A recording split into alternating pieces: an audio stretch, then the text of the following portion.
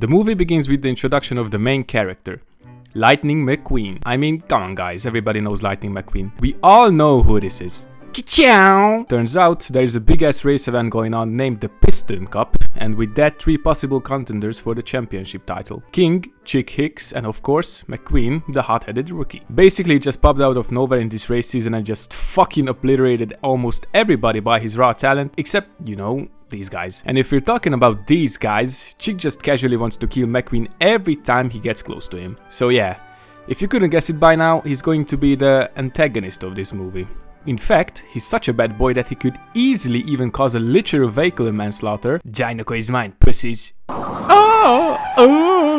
And potentially killing half the grid bite because of Dinoco. Basically, this is the all-father of teams out there, and Chick wants it bad, even if it means genuinely killing everybody on the racetrack. But McQueen's not having any of this. He strolls between the dying cars and even has time to aura farm in front of his fans. Now that's what I call a GOAT. After the accident, everybody who's still alive goes to pit except McQueen, cause he has to extend the lead of the race, but after some laps he eventually goes in and basically says, "Fuck you guys, I only need gas, tires are for pussies," and leaves the pit lane. Checkered flag, here I come. Now that's what I call a subtle foreshadowing. Basically his back tires pop out one by one in the very last lap, and King and Chick is coming for McQueen's ass, only for it to be a tie. Now if that was a real life race, I bet you 1000 V-Bucks right now that the race directors would literally pull out the rulers to measure who's really won the race. But of course that didn't happen because it's a movie and there's going to be a next final race, a so-called tiebreaker in California, to decide who's as gonna win the Piston Cup. So McQueen doesn't want to waste any more time, he hops into Mac's trailer and heads straight to California. In the meantime, McQueen's agent named Harv calls and tells him that the race was great, only that he didn't see it, just heard about it. So yeah, what a super duper agent, but the call's real reason was that Harv has 20 plus tickets for the tiebreaker and wants McQueen to share those 20 tickets with his friends. But turns out he does not have a single fucking friend and therefore he can't name anyone.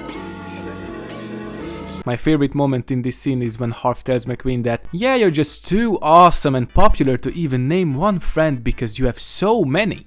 That's cringe. When the call ends, McQueen sees that even a fucking minivan is going faster than Mac and straight up tells him that we're not stopping, we're heading straight to California. And Mac is like, come on man, I'm so fucking tired, I need to rest. Okay, I'ma stay up all night just so you can talk to me. All night? All night long. Eventually, Mac gets really sleepy and these supercar-like cars, I don't fucking know how they call them, show up to do a little bit of trolling on him. One of the cars named DJ puts on a slow jazz music, which causes Mac to fall asleep like unreasonably fast, which makes him drift off from the road and goes on these like little rumble strips, I don't know what they call them, which causes this small toy to fall on a button that opens Mac's trailer, and yeah, McQueen is now on the interstate. I just love how McQueen is in constant fucking danger in this movie, like he almost gets killed at the beginning and now as well by these big ass trucks and later by a literal fucking train while trying to find Mac. Like, what are you trying to say, writers? Do we need to kill him cause he's red? Or because he's a racist? McQueen fears to find Mac and tries to go back to the interstate, but he ends up on the famous Route 66 and gets chased by Sheriff for speeding. He was literally sleeping, like why is everybody sleeping on their job? I mean, Sheriff is an old ass car, in fact he's so old his exhaust keeps exploding because of the slow gas flow or some shit. I'm sorry, I'm not a mechanic, which makes McQueen think that he's shooting at him. Oh no. Oh, maybe he can help me. He's shooting at me. Why is he shooting at me? I'm not black. So he drives even faster because of that and he eventually reaches the so-called Radiator Springs and goes like, that's not the interstate. I can appreciate that McQueen knows the difference between an interstate and a random place, but what's really pissing me off is that he apparently doesn't know the difference between the gas and the brake pedal. Like, McQueen, for the love of Christ, just for once, please step on the brake pedal, you're going to ruin this place.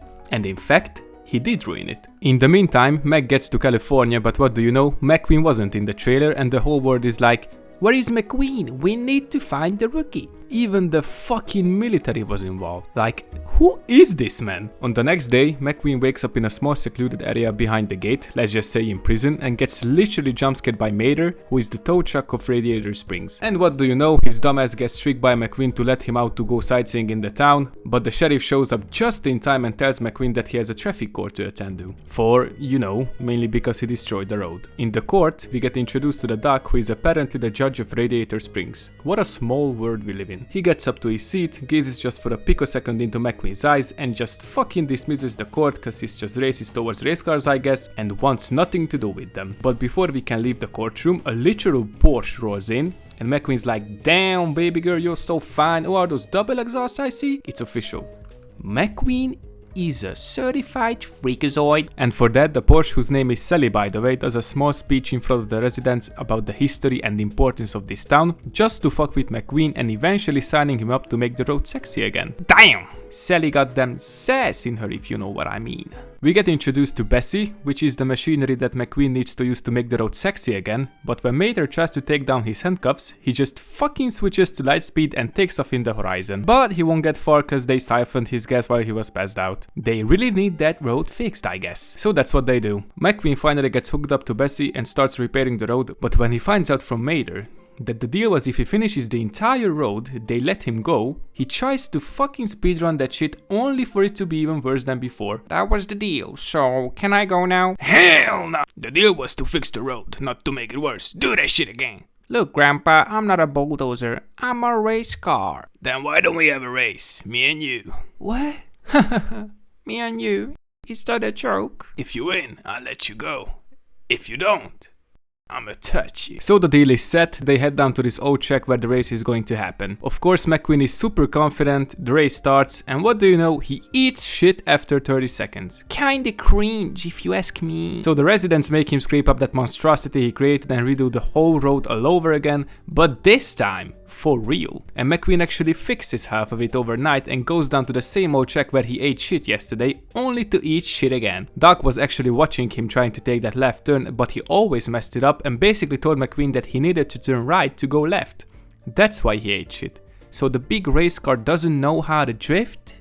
Embarrassing! After that severe aura loss, McQueen is now fixing the road again, and Sally just straight up tells him that he can stay in one of them cone hotels if he wants to for tonight. I guess Sally has a crush on McQueen, who knows? They might end up being a thing at the end of the movie. Now let's go scare some tractors. I guess Mater has to be the strangest and funniest character in the movie. Like if somebody asks him, what do you like to do in your free time?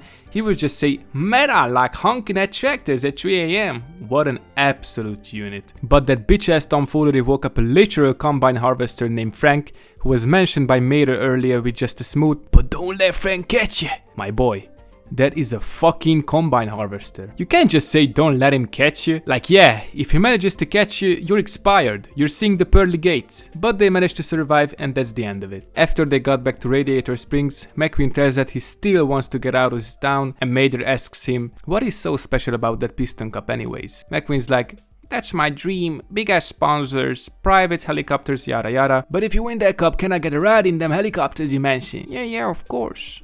And after the dialogue, Mater tells that McQueen is his best friend from now on, and that shit literally puts a smile on McQueen's face. What's special about this scene is that we know McQueen never had any friends from the start of the movie, and now he's genuinely happy to call somebody a friend. From this point on, we can start to see McQueen's character development. Mater goes to sleep and so does McQueen, but before that he thanks Sally for letting him stay for the night in the cone hotels. Now that tiny thank you thing is also a big character development sign from him. That's his very first time to ever thank somebody for trying to help. Before that, he was always a one-man show, never cared for anybody, never thanked anything, but now he's slowly starting to realize the world does not revolve around him. The next day, McQueen wakes up from a nightmare. Basically, Frank was the new face of Dynaco instead of him, and he rushes to the sheriff to get his daily gas rush from him.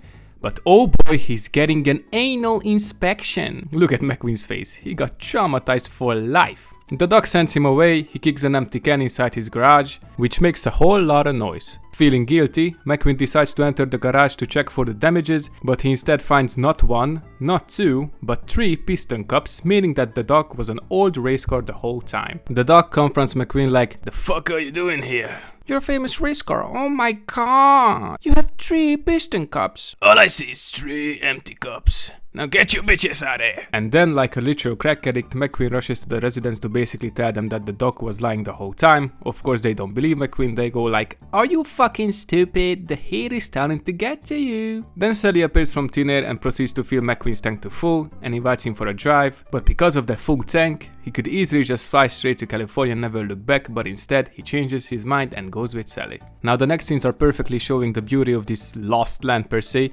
Just look at that big ass waterfall. I bet the water tastes like berry blue Kool-Aid or some shit. The whole point of the trip was actually for Sally to show McQueen the reason why people don't come through here anymore. For short, it's because of the interstate. Back then, there wasn't an interstate. Cars used to pass through this town because there was no other route to reach their destination.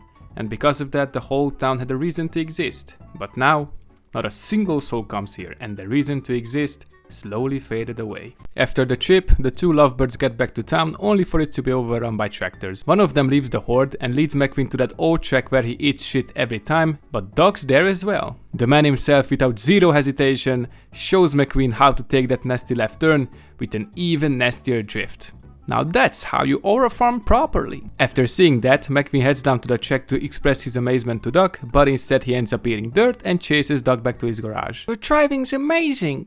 "Wonderful. Now get the fuck out." "No, I mean seriously." "Just get your ass out of here." Basically, McQueen wants to know from Doc how a car like him could quit at the top of his game, and Doc explains that he didn't actually quit. Turns out his team turned their backs on him after a nasty crash that put him out for the season. And after that, he swore he's not gonna go back to racing ever again. The next day, McQueen finishes the whole road and everybody thinks that he left without saying goodbye, but newsflash bitches, he's still here and proceeds to pimp himself out for the night just for Sally. Like, damn, okay McQueen, I didn't know you were down bad like that. The date night goes well until they spot like a million headlights from the distance, thinking that those are customers, but it turns out it was a whole ass search team that was trying to find McQueen from the start, and a bunch of news reporters and of course Mac as well. But how did they find him? It was Doc. In Doc's defense, McQueen had a race to attend to, so he basically did the right thing for McQueen, but at the same time, he didn't. McQueen had started to really like this place and wanted to make the most of it before heading to California, and that time was tonight. Doc fucked up everything with that call. And he knows it. But oh boy, it's the Piston Cup. Time for the tiebreaker. Now it's not a secret that McQueen is still thinking about Radiator Springs and Sally. I mean, you can't blame the man. He literally lost a whole bunch of friends and even a love interest. I would be thinking about that too. And if that wasn't enough, chicks also rage baiting him in the formation lap. This dude is a certified hater. The race starts and McQueen's trying to get his head back in the game, but he sees Sally everywhere and almost offs himself by running into the wall. Of course, he barely manages to save himself when suddenly a familiar voice starts speaking to him over the radio. It's Doc and the RS crew. And that, ladies and gentlemen, gave McQueen enough motivation to start racing again, but of course, Chick still wants to kill his ass. Just suspend this man from racing already. McQueen goes to pit, Guido aura farms and drives back to the racetrack. Chick, the serial killer he is, decides to not just kill McQueen but even the king as well. McQueen slides off from the track but remembers the move he learned from Doc and drifts back into the race. Chick, after seeing that, just casually tries to slime out King again, but this time he almost succeeds in it. The crowd goes silent, the screens are showing King's mutilated body, and that starts to remind McQueen of Doc's crash and genuinely gives up the whole Piston Cup before the finish line. Like, McQueen, I know you gained some empathy throughout the whole movie, but guess what? You could have finished the race, secured your championship title, and then go back for King. I'm just saying. That was some serious sportsmanship nonetheless, by the way. The Piston Cup's winner is still Chick, by the way, but what do you know? Everybody boos him off the podium. I mean, at that point, that was a little too kind from them. They should have just, I don't know, beat him to death. After the race, Mr. Stax, who's the owner of Dynaco, offers McQueen a seat in the team, but he respectfully declines the offer. He chooses his RS family and Rusty's over that big name sponsorship. Stax respects his decision and basically says if there's anything he can do for him, just let him know. And yeah, there was actually one thing. Mater gets his helicopter drive and the movie basically ends here.